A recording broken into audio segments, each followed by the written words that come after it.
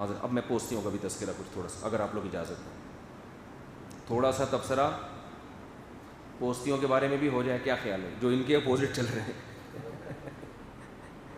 ہونا چاہیے. پہلے میں بتا دوں حضرت یہ کیوں کرتے تھے. یہ میں یہ سمجھانے کے لیے کہ ٹائم آپ کے پاس جو بوتل بھری ہوئی ہے نا، جو دراز بھری ہوئی ہے، آپ حضرت جو ہمارے تھے ان کے اسکیجول میں، ان کے ٹائم میں کوئی دراڑ نہیں ڈال سکتا تھا. بڑے بڑے لوگ ملاقات کے لیے آتے، حضرت فرماتے میرے پاس ملنے کے لیے ٹائم نہیں ہے. وجہ بتاؤ، کوئی اتنی قیمتی وجہ ہو کہ اس میں سے کسی چیز کو بوتل سے باہر نکال دوں اور اس کو ٹائم دے دوں تو میں دوں گا. اس سے زیادہ اگر قیمتی نہیں ہے تو میرے پاس ٹائم بولو نہیں. ایک دن کیا ہوا، جو حضرت کی مجلس ہوتی تھی اس میں کسی نے نظمیں سنانا شروع کر دیں حضرت کو.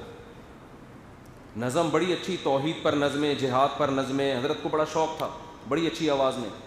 حضرت نے 2-4 دن سنی، اس کے بعد پابندی لگا دی. فرمایا میرا جو اسکیجول ہے نا اس میں اگر یہ میں نظمیں روزانہ بیٹھ کے سنوں گا تو اس سے زیادہ قیمتی کام متاثر ہو رہے ہیں. تو پھر حضرت نے فرمایا یہ آگے پہنچ کے جنت میں انشاءاللہ یہی کام کریں گے. اگر اللہ ہمیں جنت میں، سارا دن بیٹھ کے نظمیں سنتے رہیں گے. ابھی اللہ نے ہمیں کس کے لیے پیدا کیا ہے؟ کاموں کے لیے، ان کو نمٹانا ہے. سمجھ میں نہیں آ رہی میرا خیال. ہمارے اساتذہ کرام کی گاڑی صبح صبح جامع رشید جاتی تھی تو نظمیں لگاتے تھے ڈرائیور حضرات. تو حضرت کو پتہ چلا، حضرت غصہ ہوئے کہ علماء صبح صبح جا رہے ہیں تو یہ آدھے گھنٹے کا روز کا ٹائم یہ نظمیں سننے میں ضائع بولو نہ کریں. اس میں تو بہت کچھ ہو سکتا ہے آدھے گھنٹے میں. یہ نہیں کہ نظمیں سننا غلط ہے، کبھی انسان سفر میں فریش ہونے کے لیے سنے، کوئی پابندی نہیں ہے.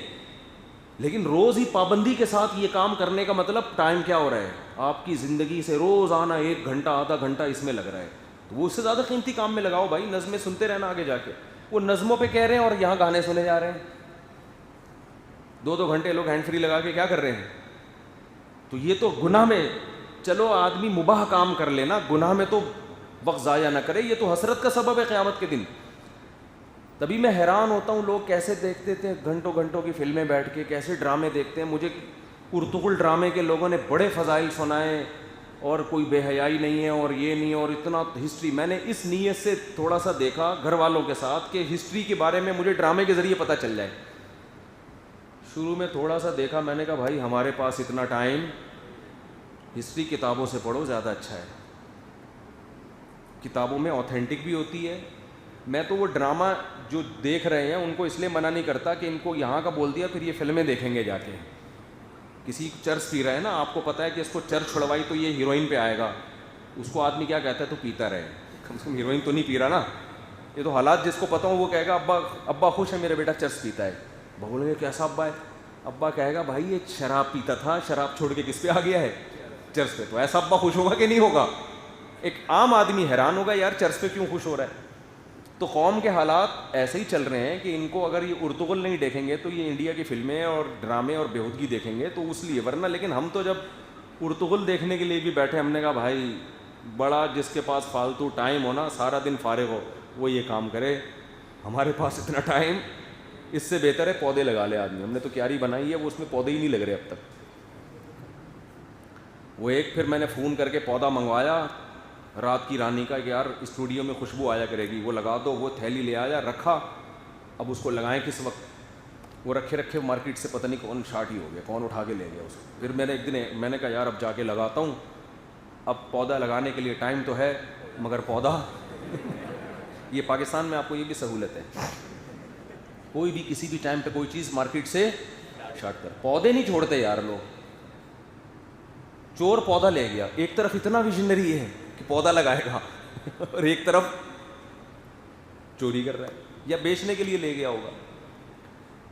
تو حضرت تو میں یہ عرض کر رہا تھا کہ ایسا ہو اس میں آپ کا سونے کا ٹائم، کھانے کا ٹائم، تفریح کا ٹائم بھی ہو. حضرت مفتی تقی عثمانی صاحب دامت برکاتہم کس قدر مصروف انسان ہیں، لیکن تفریح کے لیے بھی جاتے ہیں. ابھی پچھلے سال گئے ہوئے تھے نا، ان کی ویڈیو آ رہی تھی، لانچ چلا رہے تھے.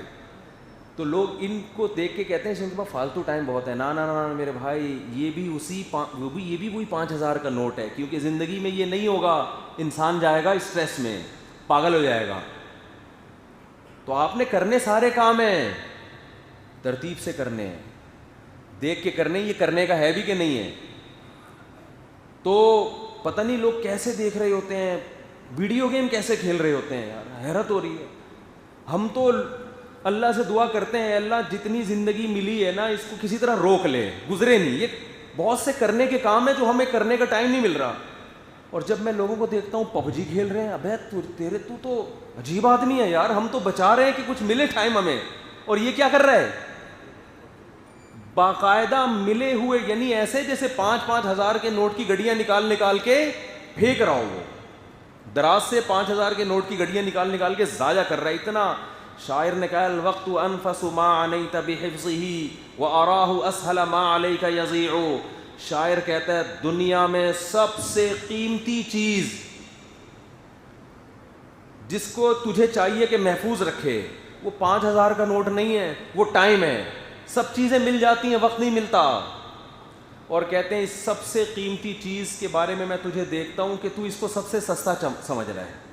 جو چیز سب سے قیمتی ہے وہ سب سے سستا۔ کسی بوڑھے سے کہو کہ آپ اگر یہ چاہتے ہو کہ ٹائم واپس آ جائے، جو 20 سال پہلے آپ تھے وہ دوبارہ مل جائیں 20 سال آپ کو، اور 1 کروڑ روپے دو، وہ چوری کر کے دے دے گا آپ کو۔ کہے گا یار مجھے 20 سال کا ٹائم جو میں گزار چکا ہوں وہ واپس چاہیے۔ اتنی قیمتی چیز ہے کہ جو گزر گیا ٹائم انسان کو چاہیے واپس آ جائے، لیکن وہ واپس نہیں آتا، اتنی قیمتی چیز۔ تو یہ میں نے حالات بیان کیے ان لوگوں کے لیے، ان لوگوں کے جن کی بوتلیں بھری ہوئی ہیں پانی سے، دراز میں ہزاروں کے نوٹ ہیں، اور مزید نوٹ جب تک اس سے قیمتی نہ آئے وہ پرانے نوٹ کو نکالنے کے لیے تیار نہیں ہے۔ ان کا اسکیجول ایسا ہے، وہ کہتے ہیں اس میں اگر کوئی اس سے زیادہ قیمتی کام آئے گا تو ہم کریں گے، اسٹریس میں پاگل ہو جائے گا۔ تو آپ نے کرنے سارے کام ہیں، ترتیب سے کرنے ہیں، دیکھ کے کرنے، یہ کرنے کا ہے بھی کہ نہیں ہے؟ تو پتہ نہیں لوگ کیسے دیکھ رہے ہوتے ہیں، ویڈیو گیم کیسے کھیل رہے ہوتے ہیں یار، حیرت ہو رہی ہے۔ ہم تو اللہ سے دعا کرتے ہیں اللہ جتنی زندگی ملی ہے نا اس کو کسی طرح روک لے، گزرے نہیں۔ یہ بہت سے کرنے کے کام ہیں جو ہمیں کرنے کا ٹائم نہیں مل رہا، اور جب میں لوگوں کو دیکھتا ہوں پب جی کھیل رہے ہیں، ابے تو تو عجیب آدمی ہے یار، ہم تو بچا رہے ہیں کہ کچھ ملے ٹائم ہمیں، اور یہ کیا کر رہا ہے؟ باقاعدہ ملے ہوئے، یعنی ایسے جیسے 5-5 ہزار کے نوٹ کی گڈیاں نکال کے پھینک رہا ہوں، وہ دراز سے 5 ہزار کے نوٹ کی گڈیاں نکال کے ضائع کر رہا ہے اتنا۔ شاعر نے کہا الوقت انفس ما عنیت بحفظه واراہ اسهل ما علیک یضیع۔ شاعر کہتا ہے دنیا میں سب سے قیمتی چیز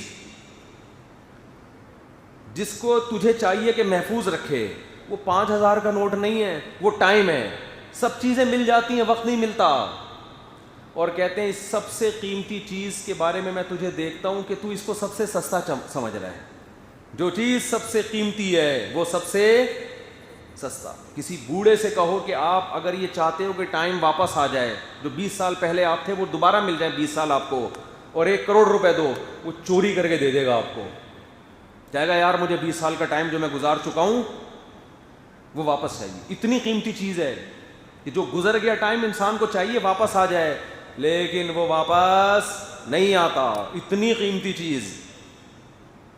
تو یہ میں نے حالات بیان کیے ان لوگوں کے لیے، ان لوگوں کے جن کی بوتلیں بھری ہوئی ہیں پانی سے، دراز میں ہزاروں کے نوٹ ہیں، اور مزید نوٹ جب تک اس سے قیمتی نہ آئے وہ پرانے نوٹ کو نکالنے کے لیے تیار نہیں ہے۔